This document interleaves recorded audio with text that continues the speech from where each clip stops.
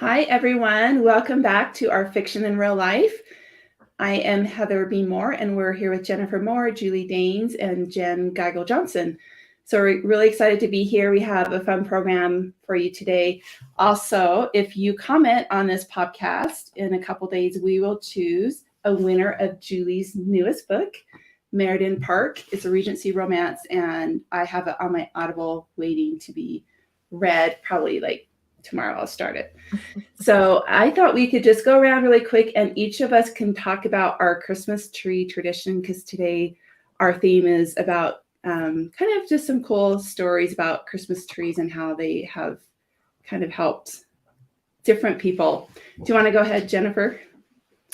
Yeah, so we have like our regular family tree, but my sisters and I do this thing where we exchange like a pear ornament. So I'll buy 3 of them and give one to each of them, and they do that. So every year I have 3 new pears to put on my tree.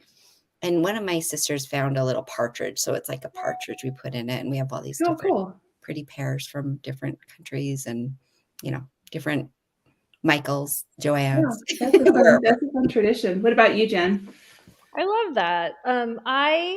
We just have a normal tree situation, but last year I rebelled because they always have a live tree every year. And last year, nobody could get the live tree with mom until like literally 4 days before Christmas. So it was like the Charlie Brown stick tree with the little needles that are falling off dead.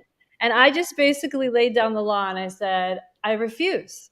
And so I kind of had one of those mom moments, and 4 days before Christmas freaked out a little and said, I'm not doing this anymore. And so my husband that night went out and bought me this gorgeous, tall, fake tree last year. And I was like, and he's like, we'll do it next year, I promise. And he stuck it in the garage. And then we dealt with our little half dead brown tree last year. And then this year we set up my new tradition, which is a fake tree pre-lit in my front room.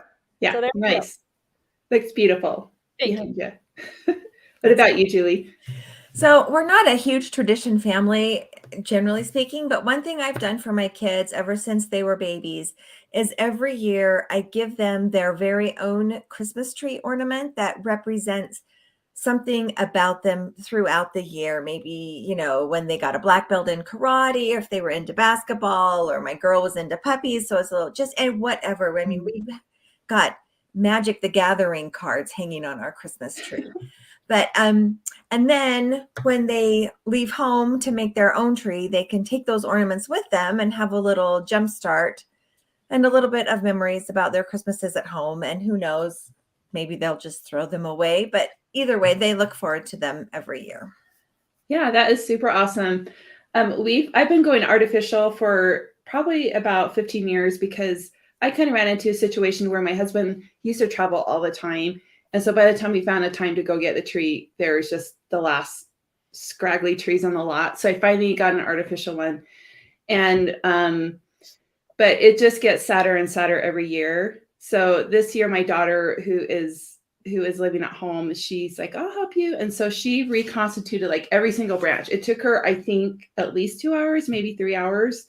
And so it looks beautiful right now. But I still don't love doing that every year. So we will see. But, it's fine. It's up. I'm happy it's up. I don't have to, worry about it too much anymore. Okay, so let's get to a couple fun stories. You want to go ahead? Oh, go I'm ahead. laughing at these comments. Someone said you don't get peer pressured by your dead ancestors. And I mean, I guess not. I should. We've got Swedish background, English background, and we're always just kind of, yeah, whatever. Yeah, true. That's very true. Yeah. So, anyway. Okay, go ahead, Jen. You want to start with your story? Oh, it is so cool. Okay, so we're going to give you a couple different Christmas tree traditions. And this one's it's like set kind of in Boston and Halifax, Canada. So way back in World War I, there was a situation where the ships were getting ready to cross the Atlantic to go save the day over in Europe. And on December 6, 1917, the SS Mont Blanc collided with the SS Imo while they were still in harbor. And the problem was the Mont Blanc was loaded with explosives and it erupted, and part of the city of Halifax was just leveled. 2,000 people were killed and 9,000 injured. So this was like a huge, huge disaster up in Canada back in 1917. The very awesome part, okay, then the next day a huge blizzard hit, but the awesome part of the story is Boston jumped in to help. And they sent medical teams from Massachusetts, and their train made it through the snow. They had set up relief camps in the city, and they did everything they could to help these poor survivors in Halifax. And because Halifax was so grateful, they delivered a Christmas tree to Boston the next year. So, a whole year's gone by, and they remember Boston. They delivered them a Christmas tree as a gratitude for all their help. But then the next year, they sent another tree. And the next year, they sent another tree. And every single year since, Halifax sends a beautiful Christmas tree to Boston, and they set it up in Boston Common. And as a kind of a thank you and a remembrance for all Boston did to kind of save the day up in Halifax. And I just thought, totally beautiful. So would you book that story, Jen? Yeah, I'd totally book it. Can you tell I love it? I would totally book this story. It's my kind of story. What about you, Jennifer? I'd book it. It's gorgeous. What a beautiful story. And can you imagine they're in the middle of World War I? So they're already like shipping their kids off, and then their city explodes. Unbelievable. And I love it when people, come together and help each other. It's lovely. What about you, Julie? Would I book it? I have been wavering on this one because I don't feel like I'm a super Christmassy person, maybe in the first place.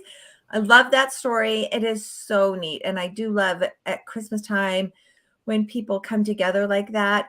I'm not sure I would know a way to put it into a book personally.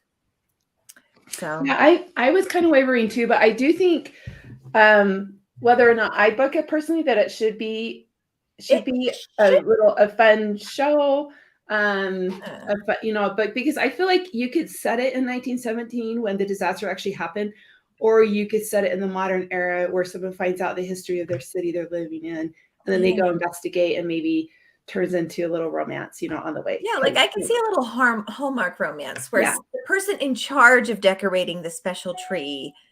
Yeah, that would be a problem. And, everyone's like, well, don't worry about it. And she's like, well, we have to because of the history anyway. Yeah, and these trees are huge. I mean, they're 40, 50 foot tall trees. So it would be a huge project that they would probably, I think when I was looking it up, it said something like it usually gets sent around Thanksgiving or even earlier. So that gives them time to decorate and stuff. Yeah. But anyway. Cool. That's cool. Did you see one of our, it just says Facebook users. It said it would make a great tool for a meet cute. That was I totally agree on that one. Okay, now Julie has a kind of cool story as well. Yeah, so this is a story from Queen Victoria's time, and she always loved Christmas apparently, and they had always put up a Christmas tree in Windsor Castle for Christmas. I think mostly the tradition came because Prince Albert loved Christmas. It was interesting in this thing that I read about it that mentioned that Queen Victoria didn't really have the greatest childhood, but she could tell from Prince Albert when they did the Christmas tree and everything, how much he loved it and the great memories of his happy childhood that putting up the tree brought back. And so after they were married, Albert took on the responsibility of decorating the tree and making it look perfect with wax candles and all this stuff. And they put on sugar plums, which I didn't realize until I read this, were actually like a caraway seed or one of those star anise things, and covered in like sugar, like boiled down sugar comfit, and then coated with light sugar, and not an actual plum. But anyway, that's beside the point. But anyway, that's cool. So, and then the Queen just really loved how putting up the Christmas tree brought their family together.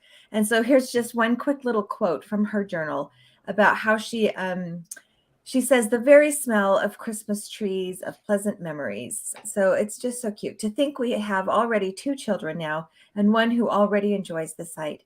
It seems like a dream. Isn't that sweet? I just think it's so cute. She was such an influential queen that it feels like every little thing she did became a huge national tradition. Yeah, I love that too. Would you book it, Julie? I would not book it because you already did. And if you read Heather's awesome book, The Shadow of a Queen, it kind of mentions that just a little bit in there. So it's awesome, but Heather already booked it. What about you, Jen? I agree. If I were to talk about historical beginnings of Christmas, I might mention like King George III and his family that did a little bit of it too. And that's more Regency, which I write a little bit more of. So I might leave Heather to own this story in her book. But yeah. What about you, Jennifer?